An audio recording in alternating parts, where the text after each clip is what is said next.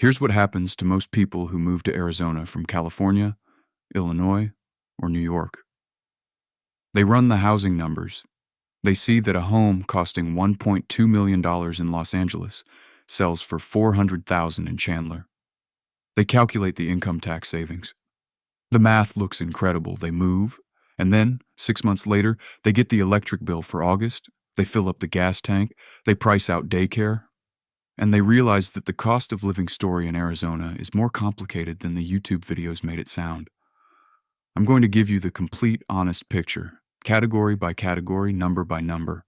Housing, taxes, utilities, groceries, healthcare, transportation, and the hidden costs that nobody puts in the comparison chart. By the end of this, you'll know exactly whether Arizona makes financial sense for you. And if it does, which part of Arizona gives you the best return on your life. Let's start with the number that drives more California to Arizona moves than any other: taxes. Arizona's flat state income tax is 2.5%. That's it. No brackets, no phase-outs. Everyone pays the same rate. Compare that to California, where the top marginal rate is 13.3%, and the rate kicks in much earlier than most people expect. Compare it to New York at 10.9%, Illinois at 4.95%, or even Texas, which has no state income tax at all, but compensates with some of the highest property taxes in the country, running 1.7 to 2.2% of assessed value. Arizona's property tax rate is 0.5 to 0.7% of assessed value. On a $500,000 home, that's roughly $2,500 to $3,500 per year, versus $8,500 to $11,000 for the equivalent home in Texas, and $5,000 to $7,000 in California. For a household earning $150,000 per year moving from California, the combined income and property tax savings in Arizona is typically $14,000 to $22,000 per year. Every year. That is a transformative number. Housing is where most people start their Arizona math, and it's also where most people get the first surprise. The Phoenix Metro median home price in 2026 is around $460,000. That sounds affordable compared to coastal markets, and it is, but it moved fast. In 2019, the median was $262,000. The pandemic migration wave drove prices up nearly 80% in 4 years, and while they've stabilized, they haven't corrected. Here's the more useful frame. What does $500,000 actually buy in Arizona versus other markets? In Los Angeles, $500,000 buys you a one-bedroom condo in a secondary neighborhood with $800 a month in HOA fees. In Chicago, it's a solid 3-bedroom in a good suburb. In Austin, it's a 3-bedroom with a yard, but property taxes will run you $10,000 a year.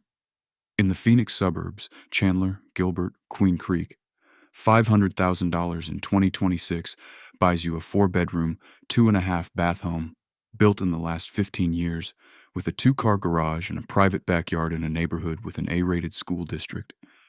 And your property tax will be $2,500 to $3,200 per year. That comparison still holds. The income tax savings alone can cover your mortgage difference. The one honest warning: if you're renting first, know that Phoenix rents have also risen sharply. A 1-bedroom apartment in a good Scottsdale or Chandler neighborhood runs $1,700 to $2,200 per month. Budget accordingly while you search for a home. This is the section that nobody puts in the relocation brochure. Arizona's summer electric bill is real. A 2,000 square foot home running the air conditioning in July and August, which is 115 degrees Fahrenheit outside, will generate an electric bill between $350 and $550 per month. For larger homes, $600 to $800 is not unusual. In January, that same home costs $80 to $120 in electricity, so it averages out over the year. Your annual electric bill will be roughly $2,800 to $4,200 for a typical suburban home, compared to $1,400 to $1,800 in a mild climate state. There are things you can do about it. Solar installation on an Arizona home generates a meaningful return because of the sun exposure. The typical residential solar system in Phoenix has a payback period of 6 to 9 years and then generates near-free electricity for another 20 years. New construction homes increasingly include solar as a standard feature. If you're buying an older home, run the solar math before you close. The other utility to know? Water. Phoenix and the Valley are in a desert. Water costs are real and have been rising as the Colorado River allocation situation tightens. Budget $60 to $120 per month for water and sewer. Natural gas for heating in winter is minimal. Arizona winters are genuinely mild. Gas bills run $30 to $80 in the coolest months. The full utility picture. Electric is the significant one. Plan for it. Groceries in Arizona run slightly below the national average, about 3 to 5% cheaper than the U.S. median, and meaningfully cheaper than California, New York, or the Pacific Northwest. The major chains are all here. Fry's, owned by Kroger, Safeway, Sprouts, AJ's Fine Foods for Premium, and multiple Costco's throughout the metro. Produce from Mexico is abundant and well-priced thanks to Arizona's proximity to the border and major agricultural production in the Yuma region. The one adjustment: if you're coming from a city with a dense restaurant culture, New York, San Francisco, Chicago, the dining scene in suburban Phoenix will feel different.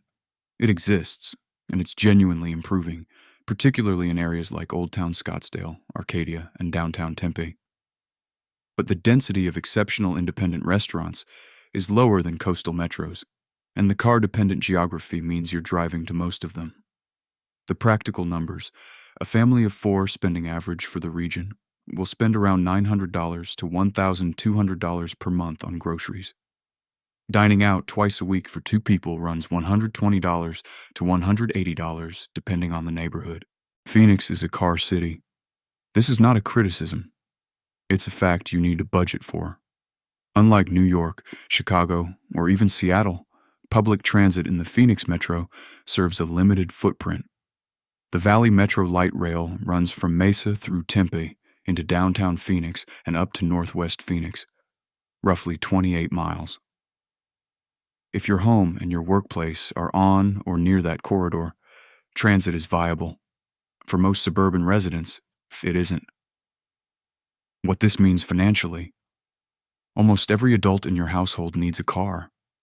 Budget for purchase or lease, insurance, fuel, and maintenance. Arizona gas prices typically run 30 cents to 50 cents per gallon below the national average and significantly below California prices. If you're commuting 30 miles round trip, you're spending roughly $100 to $140 per month on fuel. Car insurance in Arizona runs $140 to $200 per month for full coverage on a mid-range vehicle, higher than the national average due to heat-related vehicle damage and higher uninsured motorist rates in the state. Budget this specifically. The good news: vehicle registration fees in Arizona are low compared to California, and the state has no annual smog inspection requirement for most vehicles. Full transportation budget for a typical 2-car household: $800 to $1,200 per month, including insurance, fuel, and maintenance amortized monthly. Healthcare is a significant variable in any cost of living analysis, and Arizona's picture is mixed. The good news: Arizona has world-class healthcare infrastructure, particularly in Phoenix and Scottsdale. Mayo Clinic's Arizona campus in Scottsdale is consistently ranked among the top hospitals in the country. Banner Health operates a major network across the valley. Dignity Health and Honor Health round out the system. Access to specialists is generally good in the metro. The cost picture: Arizona health insurance premiums run close to the national average for employer-sponsored plans. If you're self-employed or buying on the individual market, Arizona's ACA marketplace premiums are slightly above national average. Factor this into your independent contractor or early retirement math. Out-of-pocket healthcare costs, including copays, prescriptions, and dental, are broadly in line with national averages. Medical tourism is not a meaningful cost advantage in Arizona the way it is in some markets. The one advantage worth noting: Arizona's warm, dry climate is genuinely therapeutic for certain conditions: respiratory issues, joint pain, and seasonal affective disorder. For people moving partly for health reasons, this is a real and measurable benefit that doesn't show up in the cost spreadsheet. Let me put all of this together with 3 real household scenarios so you can see where your situation lands. Scenario 1: single professional, renting, earning $90,000 per year. You're living in a 1-bedroom apartment in Tempe or South Scottsdale. Your all-in monthly cost, rent, utilities, groceries, transportation, and entertainment runs $3,400 to $4,200 per month. After Arizona's 2.5% income tax, you're taking home roughly $6,700 per month. That leaves $2,500 to $3,300 in monthly savings, meaningfully more than the equivalent lifestyle would leave you in Los Angeles or Chicago. Scenario 2: dual income couple. Buying a home, combined $180,000 income. You purchase a $500,000 home in Gilbert or Chandler with 20% down. Your mortgage runs $2,200 to $2,500 per month. Add utilities, groceries, 2 car payments, insurance, and lifestyle. You're at $6,000 to $7,200 per month total. After Arizona taxes, combined take-home is roughly $12,800 per month. This couple has real financial headroom that would not exist in the same scenario in California. Scenario 3: family of 4, one income earner at $140,000, buying a $550,000 home in North Phoenix or Desert Ridge. Total monthly expenses: mortgage, utilities, groceries, 2 vehicles, kids' activities, healthcare, runs $7,500 to $9,000 per month. Take home after Arizona tax is approximately $9,800. It's tighter but viable, and the school quality and square footage you're getting would be out of reach in virtually any comparable coastal market. The honest conclusion: Arizona's cost advantage is real. It's concentrated in housing relative to value, taxes, and lower food costs. The offsets: summer electricity, car dependence, slightly higher insurance, are real but manageable. The most common relocation decision for Arizona isn't California versus Arizona. It's Arizona versus Texas, specifically Austin or Dallas. Both states have attracted the same migration wave. Both have no or low income taxes, affordable housing relative to coastal markets, and warm weather. The differences are more nuanced than most content covers. Texas wins on one dimension: 0 state income tax. Arizona's 2.5% is still very low, but it's not 0. Arizona wins on property taxes, significantly. Texas property taxes run 1.7 to 2.2% of assessed value. On a $500,000 home, that's $8,500 to $11,000 per year in Texas versus $2,500 to $3,500 in Arizona. That gap wipes out Texas's income tax advantage for most homeowners. Arizona wins on summer climate. Phoenix summer is extreme: 110 to 115 degrees in July. But it's a dry heat. Houston and Dallas in summer are 95 to 100 degrees, with 70 to 85% humidity. The physical experience of Texas summer, especially in Houston, is routinely reported as more oppressive by people who've lived in both. Arizona wins on healthcare infrastructure in the metro. Austin's healthcare system has struggled to keep pace with its population growth. Phoenix has Mayo Clinic, a mature hospital network, and medical capacity that matches its scale. Texas wins on land and space. If you want acreage, rural property, or a genuinely large rural footprint, Texas is more affordable and has more available land. The honest verdict: for most Phoenix metro suburban households, the Arizona financial picture is equivalent to, or better than comparable Texas cities once property taxes are fully modeled.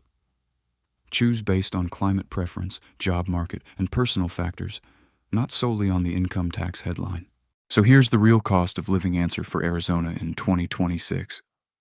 If you're moving from California, the financial case is overwhelming for almost every income level above $80,000. You will keep more of your money, live in more space, and have better weather 9 months of the year. The summer electricity bill and the car dependency are real offsets, not deal breakers. If you're choosing between Arizona and Texas, run your specific property tax number. For most homeowners, Arizona wins the full tax picture even with the 2.5% income tax. If you're moving from the Midwest or Southeast, the housing prices are higher than what you're used to, but the income tax and property tax savings are real, and the job market has genuinely diversified beyond what it was a decade ago. The hidden benefit that never shows up in the spreadsheet. 300 days of sunshine changes behavior. People exercise more, socialize more, spend more time outdoors. The quality of life effect is real. Budget for it by building the outdoor lifestyle into your housing choice. A home with a pool and a covered patio in Arizona is not a luxury. It's the primary living space for half the year. Next episode, the honest Arizona summer survival guide. What 115 degrees actually feels like to live in, how Arizonans adapt, and whether the summer is as bad as everyone from California says it is. Desert Decoded. Arizona? Honestly,